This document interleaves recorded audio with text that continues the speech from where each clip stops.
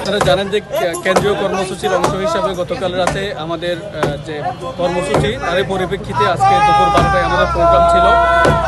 এই প্রেক্ষিতে আমরা একটা প্রোগ্রামে কক্সবাজার শহর প্রদক্ষিণ করে আমরা দেখেছি শেখ মুজিবের যত মুরাল এবং ভাস্কর্য আছে সব কিছু আমরা প্রদক্ষিণ করার পরে যেখানে যেখানে আছে স্ব প্রতিষ্ঠানে আমরা যোগাযোগ করেছি। যদি স্ব উদ্যোগে যদি ভাঙার জন্য তারা চায় তাহলে আমরা সুযোগ দিয়েছি।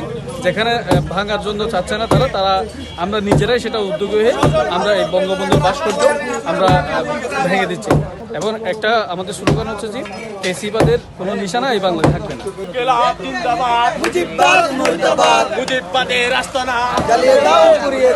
এই মুজিববাদ দিয়ে ফ্যাসিবাদ বাংলাদেশে কায়েম হয়েছিল।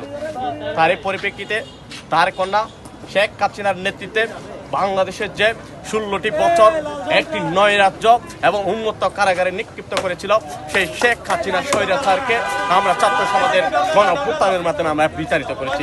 আপনারা জানেন কেন্দ্রীয় কর্মসূচির অংশ হিসাবে গতকাল আপনার ধানমন্ডি 32-এ যে হামলা করা হয়েছে এবং আমাদেরকে কেন্দ্রীয়ভাবে নির্দেশনা দিয়েছে যে যেন আমরা কক্সবাজারের যে সকল বঙ্গবন্ধুর প্রতীকী রয়েছে এবং সেইগুলো ভাস্কর্য যাতে আমরা ভেঙে ফেলি সেইভাবে আমাদের নির্দেশনা দেওয়া হয়েছে।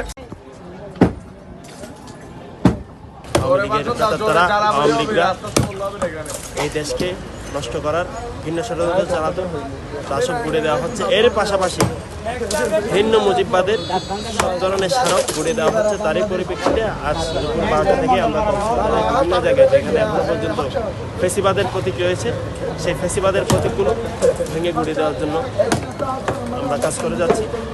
আমরা বিভিন্ন পয়েন্টে গিয়ে প্রথমে যে অথরিটির এটা ফলক কিংবা যাদের বানানো স্তম্ভ তাদের জানাচ্ছি, যদি তারা আসতে কাল বিলম্ব করে তাহলে আমাদের ছাত্র জনতায় নিজ দায়িত্বে ভেঙে দিচ্ছি।